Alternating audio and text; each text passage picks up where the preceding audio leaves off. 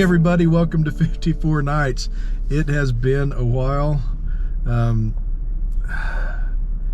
Exhausted, mentally, physically exhausted. That is what my holiday season has been for the past few years. And I know those of you in retail are probably like, oh, cry me a river. Next time you complain about working more than 10 hours a day, just give me a holler and I'll pull out my world's smallest violin just to pay you back. But you know, it's just that's actually December. This is what, January 8th, and this is probably the first day of my first 2 consecutive full days off that I've had since the first weekend of December.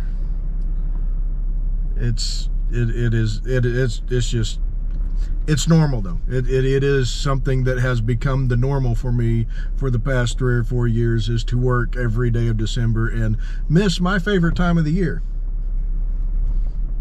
I get well compensated for it. Nobody else cares, but I care. Well, I mean, she cares, but you know. But anyway, we're back somewhat to normal. Today it is windy. Oh my gosh. You know, the wind blows in Oklahoma. Just in case you were curious, you didn't know this, the wind blows in Oklahoma. Yeah, if you're ever coming through with your big rig, you'll feel it. And there are some theories, and they both involve Texas and Kansas. I won't go into those theories. The innocents among us probably don't quite get that, but you'll get it because you're not innocent. I know that. We're just out for a Saturday-Sunday drive, meaning it's Saturday and we're taking a Sunday drive. We're in New Cordell, Oklahoma right now, and I'm looking at a building that was built in 1903. We're at a town square here in Oklahoma. You know, those towns where the courthouse is right in the middle, and you know, got all the building kind of Back to the Future style looking. Something I really like about Cordell, Oklahoma. It's just really cool looking. And it's in the middle of the road too, so yeah, you see it like straight in front of you. Now, the town was taken out by a tornado at one point, and now it's back, obviously, and I guess some of the buildings survived, but it's got an interesting history to it, and it's just one of those pretty little small old-timey type towns. But I think we're going to head down to Quartz Mountain State Park. We had to drive an hour west of the house to find sunshine, and now that we found sunshine, we still have the wind.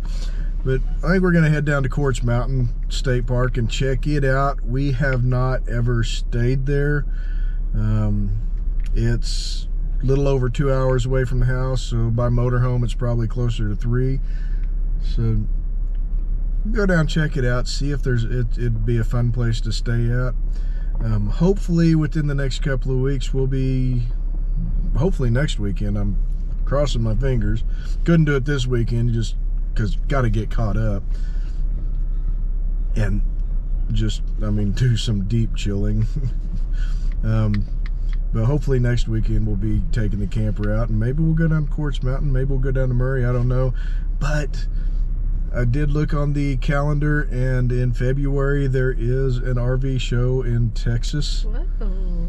So we have not been, and that's kind of our meat and potatoes of this channel, is the RV stuff, the walkthroughs, and I'm really looking forward to getting back into that, because that is something that we just love doing.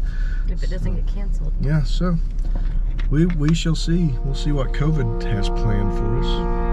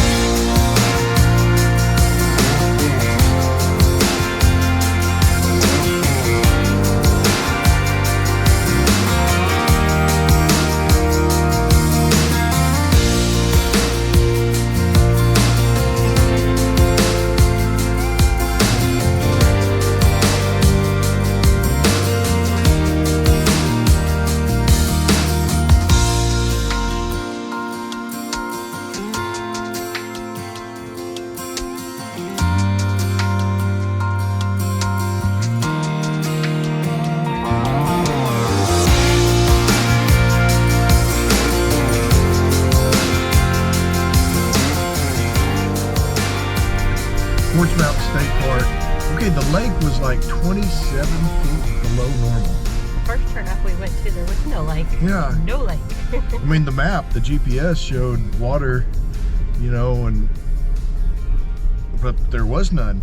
And fascinating part of that is we get back home and I get on Google Maps and I'm looking at it, and you're even at Street View, you're seeing water where we saw no water. So 27 feet below normal. It's actually currently, as of January 9th, it's the only lake in Oklahoma that is not normal-ish. I mean, every other lake in the state is either a foot or two above or below. I mean, just real close to normal. So I don't know what the story is behind that particular lake. It does go up and down, but this is the longest period of time, I guess it's been. I mean, it goes up and down, seems like more than most lakes, but this is the longest period of time. And what'd you say? It was mainly for irrigation. It wasn't really... Right. I mean, there's not that part of Oklahoma, southwest Oklahoma, there's not like a dirge of population going on there. It's farmland primarily, but interesting. It's still beautiful. Oh yeah, when you find the water, it's still a beautiful little park. Yeah. And I say little, it's actually larger than what I thought it was when we got down there and we started driving around it. The north side of the lake was closed pretty much because off season. But the south side of the lake, where the lodge and the whatever art center, whatever it was, is there. The state of Oklahoma Regents ran that state park for about 20 years, and then just recently in the last year or two turned it back over to the state of Oklahoma, which is not necessarily a good thing. I'm sorry, the state of Oklahoma does not do a good job in running state parks. They just don't. Well, it's a little early to tell since they upped the price of how they're going to do it. They're off to a good start. But one of the things we noticed while we were there, they had ATV trails, which kind of reminded me that, you know, down at Lake Murray we have ATV trails down there. And when I talk to the guys at work, you know, the ones that I know have side-by-sides and, you know, all those dirt bikes and all those toys, I ask them if they've ever ridden the trails down Lake Murray. The majority of them are like, they have trails at Lake Murray. I didn't know they had trails down at Quartz Mountain State Park. So there's kind of a advertisement issue. Yeah, there's a shortcoming there for the state. It seems to me you'd be able to get some more traffic if you were to target certain activities instead of this blanket Oklahoma State Parks tourism commercial that shows quick half-a-second blips of every state park in the state. How about we try focusing on some of the activities, you know? Just a thought, not that my thoughts count, but... Speaking of activities, though, they had, looks like a lot of fun hiking trails, little hiking trails. Yes, so... bicycling trails, maybe mountain biking trails, I don't know, but they look like some fun bicycling trails. I'm thinking there must be, hey, run that stop sign. He's from Texas. They don't have stop signs in Texas. Sorry, Texas. But yeah, matter of fact, one of the trails says no mountain bikes, so that leads me to believe that there is mountain biking activity down there. If the trail says no, don't do it. So we'll be there in a couple of weeks. Shady campsite, super shady. Oh yeah, I mean, really down. Not just lots of trees, there are lots of trees, but kind of down in nestled amongst a building, inside a building.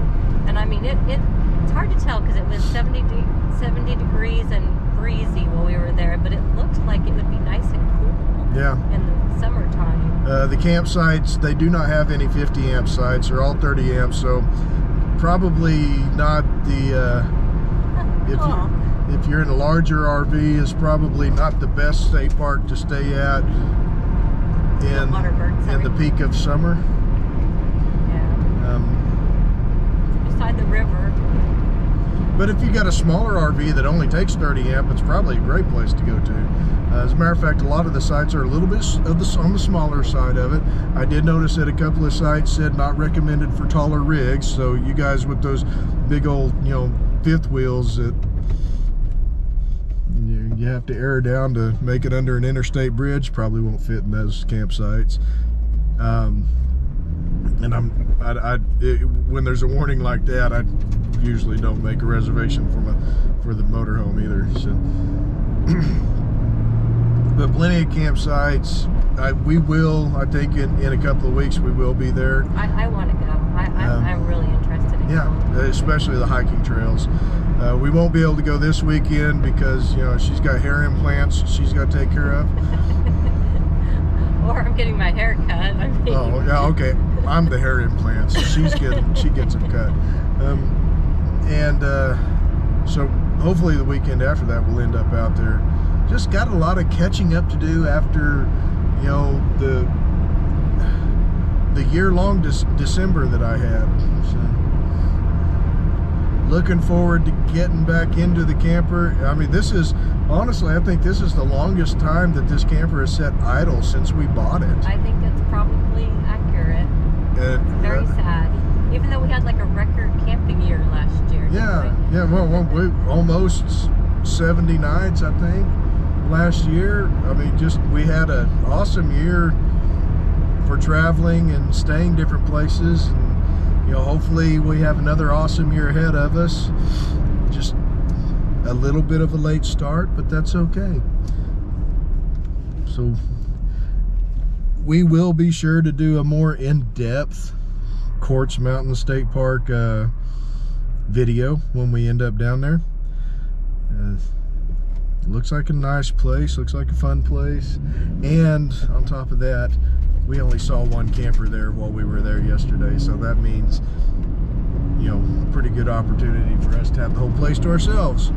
Very rare right now, you guys know that. Yep. Anyway, it's good to be back, good to see y'all again. Hopefully we can cruise right back into the old regularly scheduled programming. We'll catch y'all down the trail. Do you ever have regularly scheduled